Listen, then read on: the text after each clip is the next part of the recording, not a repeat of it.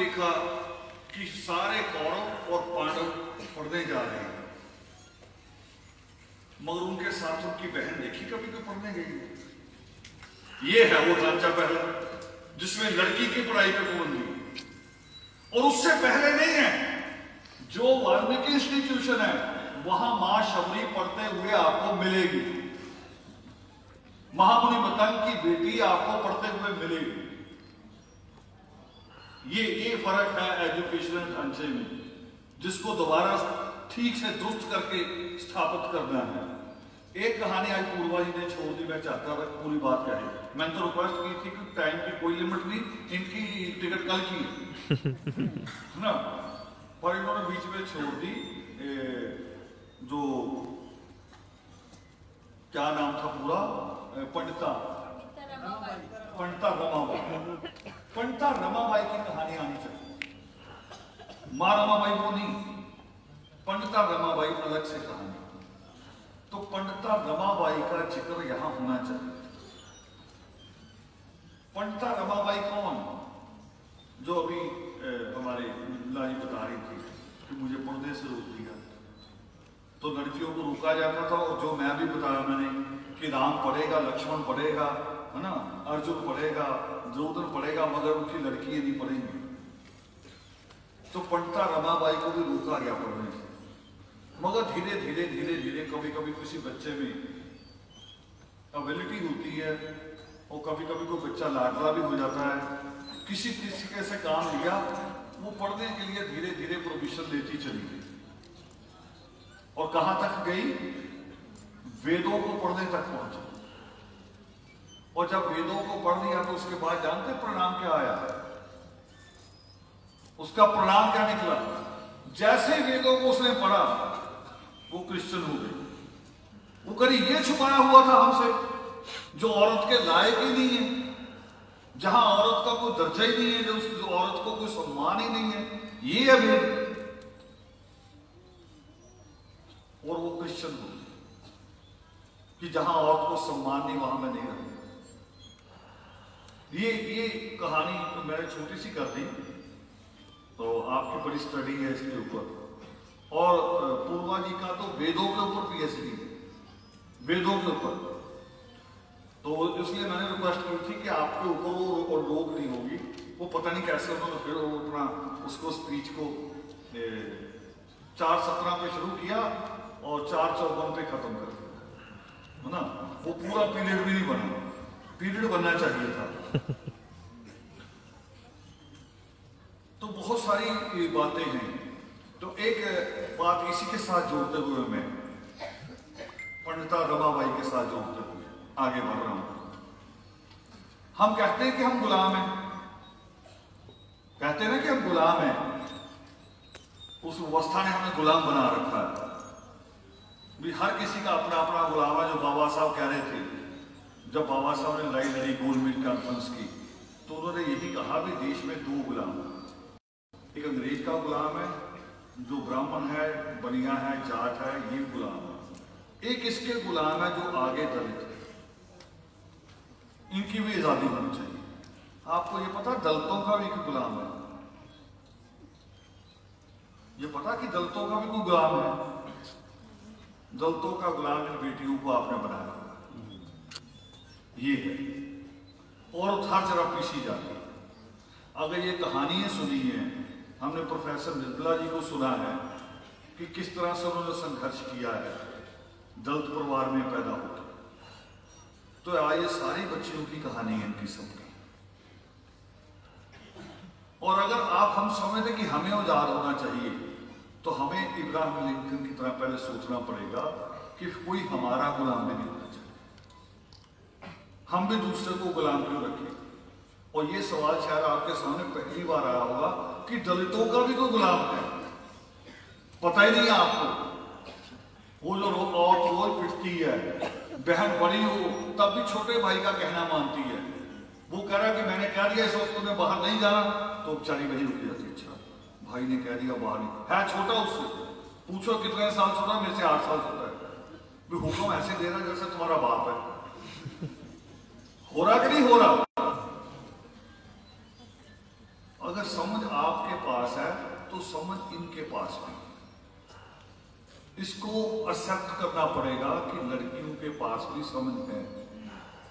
हाँ, एक खतरा है इस देश में कि जब इस देश में एक बेटी के साथ बलात्कार होता है कठुआ में, और एक MP, एक MLA, एक मंत्री बलात्कारियों के समर्थन में रैली करता है, तब बेटियों को लेके खतरा हो जाता है, तब हमें डर लगता है ना। मगर वैसे इस खतरे को अगर अलग रख दें तो वैसे इनके ऊपर पाबंदियां नहीं होनी चाहिए। तो दलित का भी अपना एक गुलाम है, पहले बहन को गुलाम बनाने की कोशिश करता है और बहन पीछा चला के चली जाती है शादी करके, है ना। जब शादी होती है उसकी तो वो चले जाती है, बड़ी खुश मिलती जब शादी वाला दिन आता होता है। वो महीना रह गया, 1 महीना 21 दिन रह गए, इतने दिन रह गए। असल वो सोचती कि गुलामी खत्म, है ना। और उसके बाद उसे पता नहीं है कि आगे फिर तो तैयार है सारा कुछ, नकेल वगैरह। वो जो नथ पहनती ना और नथनी, वो नकेल ही है जो भैंस को पहनाई जाती छोटे को, वो वही है।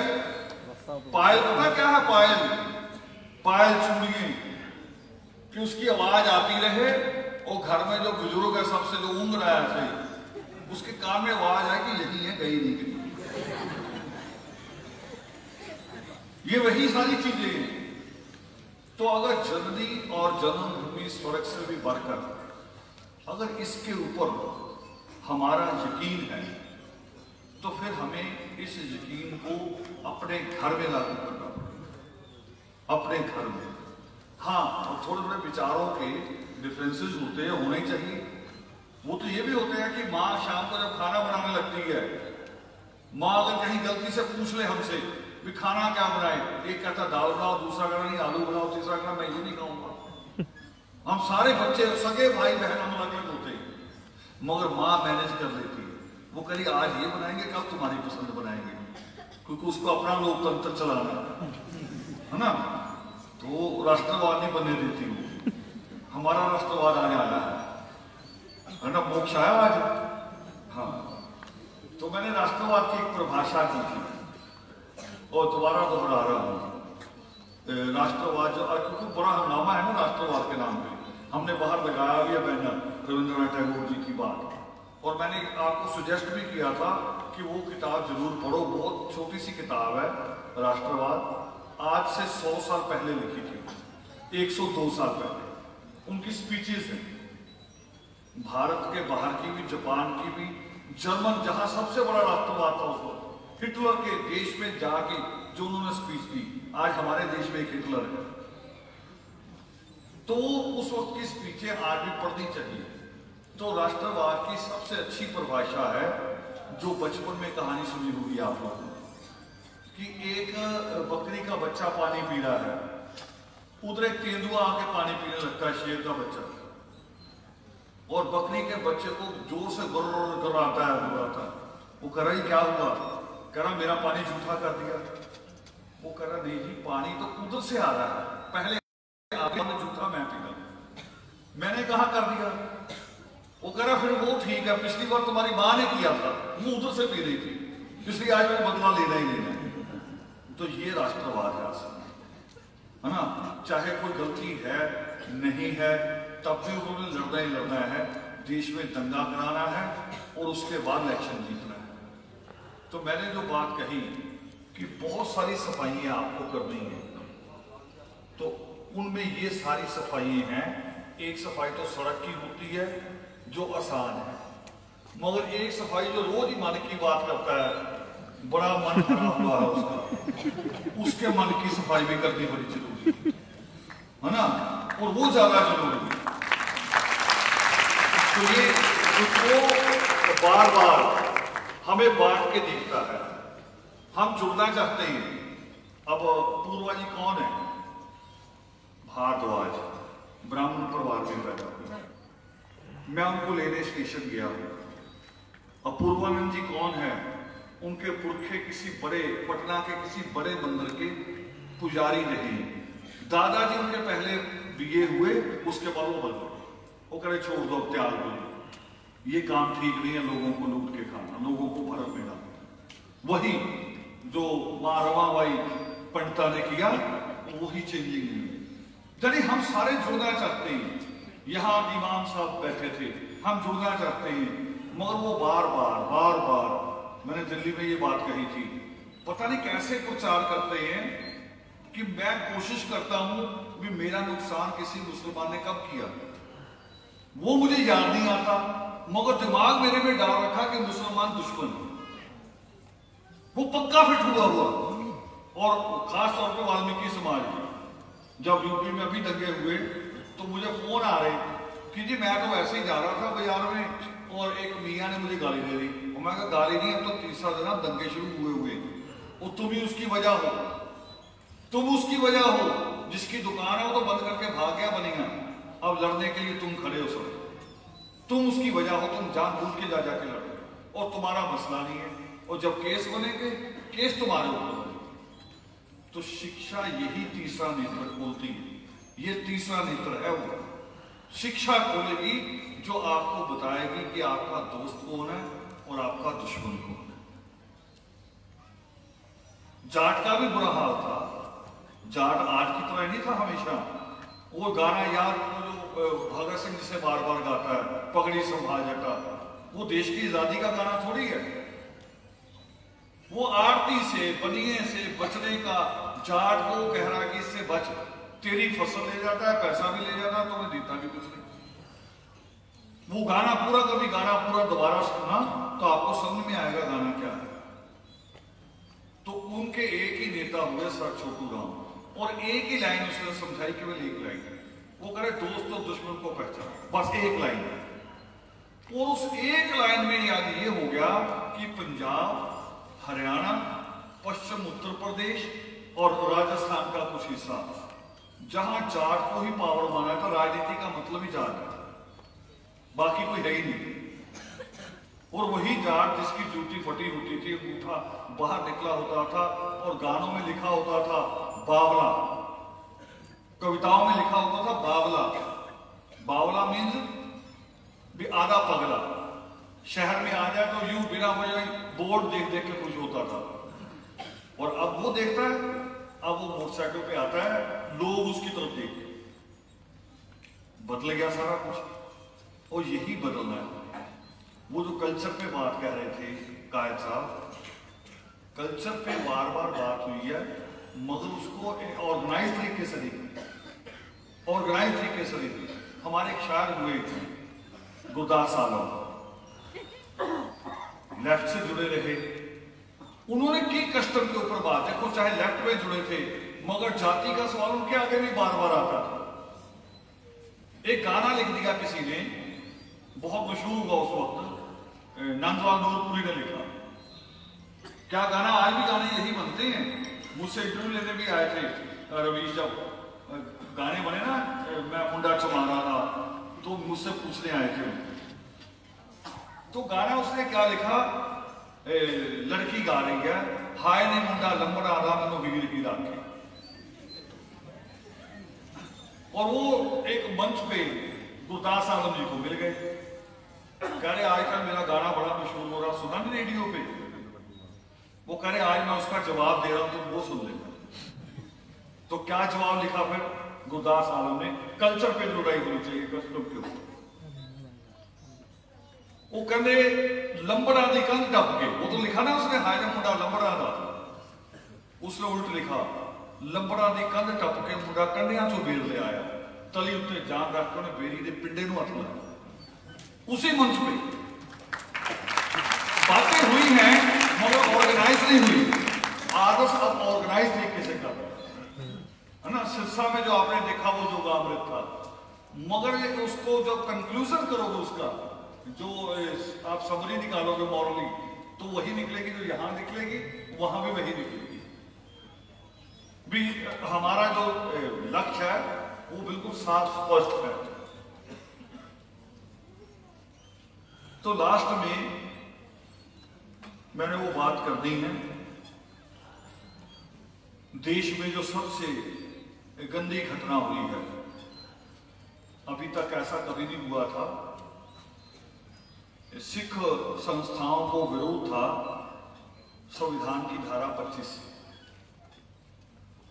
और वो सिख को नहीं है, जैनियों को भी है, बौद्धियों को भी है, और हमें भी होगा एक समय में आगे जब हम पूरा आर्य धर्म की बात करेंगे तो हम भी उसके लिए लड़ेंगे। धारा 25 को लेकर सिख संस्थाओं का विरोध था। वो दिल्ली गए, संसद भवन के बाहर खड़े हो गए, मगर उन्होंने संविधान की कॉपी नहीं जलाई, उसकी फोटो कॉपी की और धारा की, पूरा संविधान नहीं लिखा, फोटो कॉपी ली, उसको जलाया। कहा कि हम इस धारा से ऑब्जेक्शन है जो सिख को हिंदू लिखती है। जैनी को भी, कल जैनियों का प्रोग्राम था इसी हॉल में, जैनी को भी हिंदू लिखती है, बौद्ध को भी हिंदू लिखती है। यानी भारत की धरती पे जो धर्म पैदा नहीं हुए, केवल वो दो छोड़ के, इस्लाम और ईसाई, बाकी जितने भी हो सब हिंदू। धारा 25 ये कहती है, तो उसके लिए हमें भी लड़ना पड़ेगा कभी। मगर सिखों ने उसको बड़े तरीके से उस मूवमेंट को ऑर्गेनाइज किया कि संविधान को ठेस नहीं पहुंचाएंगे, संविधान के खिलाफ नहीं जाएंगे।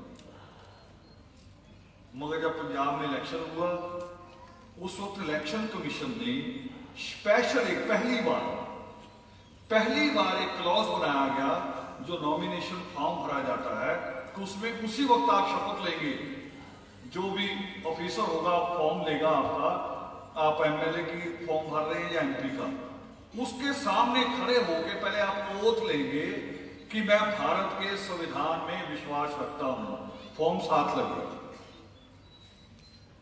किस लिए कि एक फोटो कॉपी को आग लगाई, और आज संविधान की पूरी कॉपी को आग लगाई, पूरा संविधान, ओरिजिनल संविधान प्रिंटेड था वो पूरा, जिसको आग लगाई गई।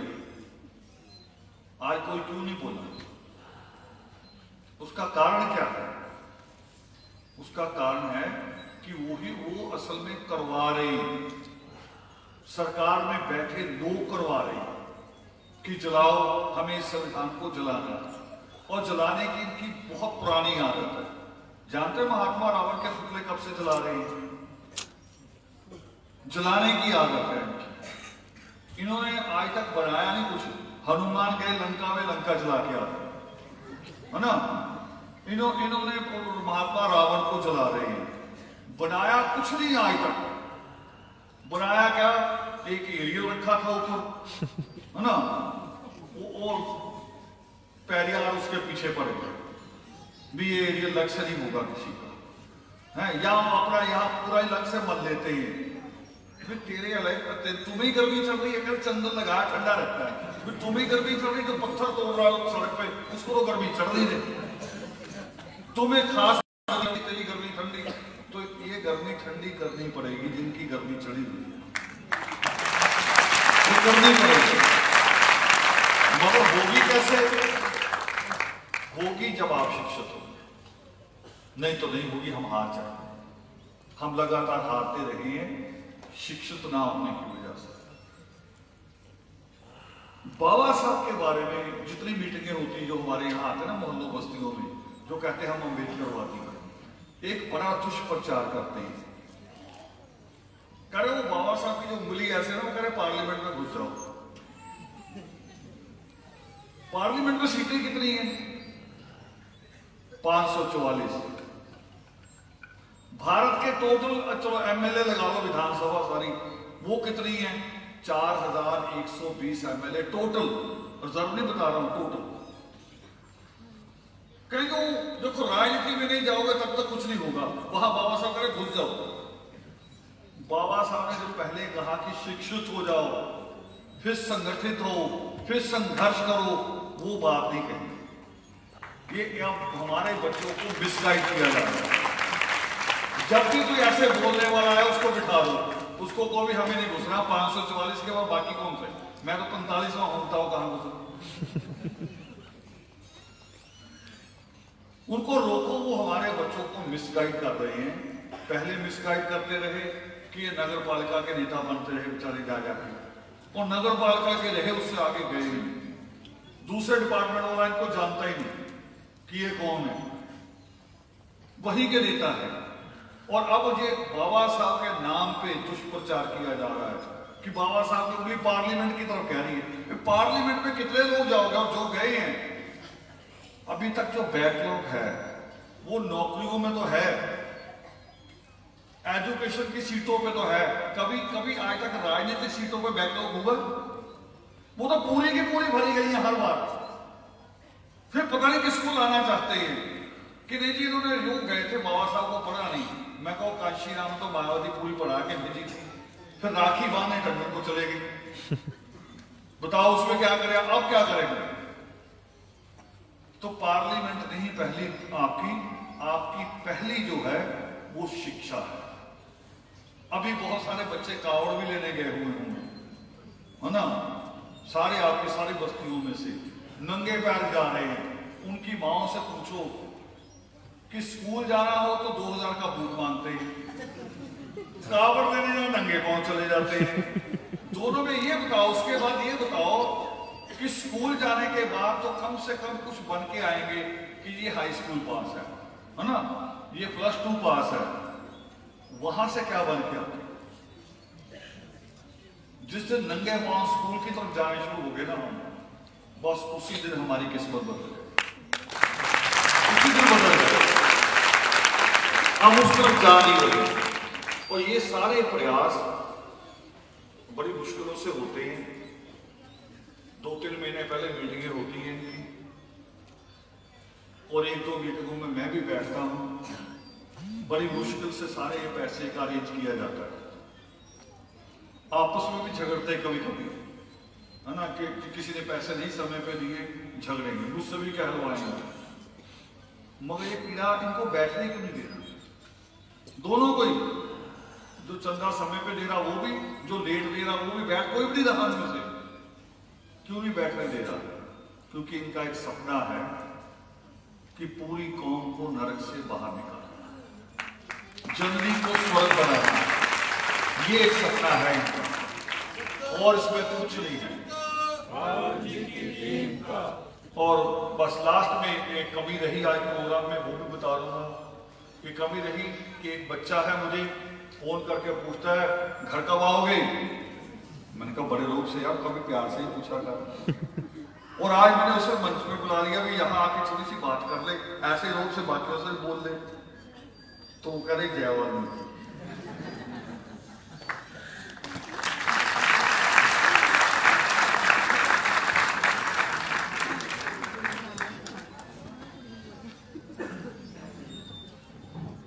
परम आदरणीय रावल साहब को भी हमने सुना, और बस एक अंतिम बात मैं कहनी चाहूँगा। वैसे तो जो हम लोग हैं ना, वाल्मीकि समाज, ये शायद सबसे आलसी समाज है, पर यहाँ रावण साहब ने लिखा क्या हुआ पीछे, महात्मा रावण के शब्द कि कार्यापूर्ति ही मेरा विश्राम है। बहुत बड़ी बात है ये, थोड़े शब्दों में कहेंगे कि कार्यापूर्ति ही मेरा विश्राम है। तो इसलिए हमने जो यहाँ से ग्रहण किया, हम उसे अपने साथ लेकर चलें, और आप सबके लिए इस ज्ञान के साथ साथ लंगर का इंतजाम है। तो आप सभी 1 सेकंड के लिए यही रहेंगे, खड़े हो जाएंगे अपनी अपनी जगह, आप हमने जैसे शुरुआत की थी वैसे समापन होगा। खाना तैयार है, मैंने गर्म भी करवा दिया दोबारा। सब ऐसे ही खड़े हो गए, शूज हटा के अपने अपने। जो बोले सो निर्भय, सृष्टिकर्ता वाल्मीकि दयावान की जय। सर्वोत्तम दिन आज, सबसे उपयुक्त समय अभी, सबसे बड़ी आवश्यकता सामान्य ज्ञान, सबसे विश्वसनीय मित्र अपना हाथ, सबसे बड़ा पाप है, सबसे बड़ी भूल सबसे बड़ी बाधा अधिक बोलना, सबसे बुरी भावना ईर्ष्या, सबसे बड़ा दरिद्र सबसे बड़ा भाग्यशाली। हे विश्वेश्वर, आप परम और विशिष्ट हो, अर्थात उत्तम व खास हो, हमें भी परम व विशिष्ट बनाए। हे परम पिता, आप सृष्टि के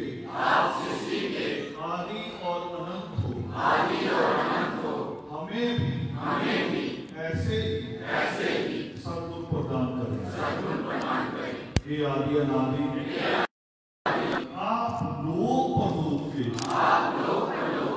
रचयिता हो, हमें भी अपने परिवार, जाति कौम, देश व विश्व की रचना करने की शक्ति प्रदान करें। हे लोक परलोक रचयिता, आप मुनिनाथा हैं, हमें भी मनन की शक्ति प्रदान करें। हे मुनिनाथा, आप ईश्वर हो, हम पर भी शांति, पवित्रता, सुख समृद्धि, ज्ञान विज्ञान तथा कला रूपी ईशो की अमृत वर्षा करें। हे ईश्वर, आप इच्छा पूर्ति को हमारी भी इच्छाएं पूर्ण करें। हमें भी अपने परिवार, जाति कौम, देश व विश्व की इच्छाएं पूरी करने की शक्ति प्रदान करें। हे इच्छा पूर्ति, आप कल्याण करता हो, हम सब जीवों का भी कल्याण करें। समस्त गुणों के भंडार, सृष्टि करता वाल्मीकि दयावान, आप अपने अच्छे व प्यारे गुणों की हम पर वर्षा करें। ऐसी हमारी प्रार्थना है। स्वीकार करें।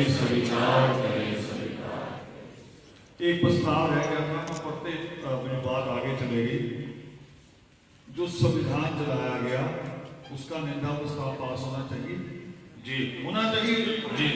जो बोले सो निर्भय, सृष्टिकर्ता वाल्मीकि दयावान